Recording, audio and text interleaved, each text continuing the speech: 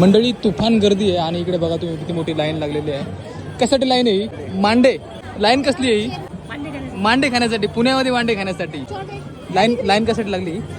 ही मांडे खाण्यासाठी लागली. मांडे खाण्यासाठी. एक्सक्यूज मी, लाईन कशासाठी? आता मग माझी लाईन कसली आहे? अरे नाही. लागली मांडे मुलाखत घेतो, यांची मुलाखत घे. हे कशाचं आहे? खापर. नमस्कार, काय बनवतोय आपण? मांडा आणि पुरणपोळीमध्ये किती फरक आहे? काय?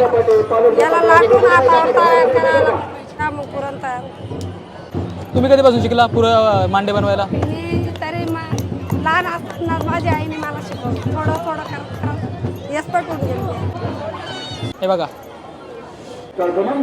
चिकन बिर्याणी आणि चिकन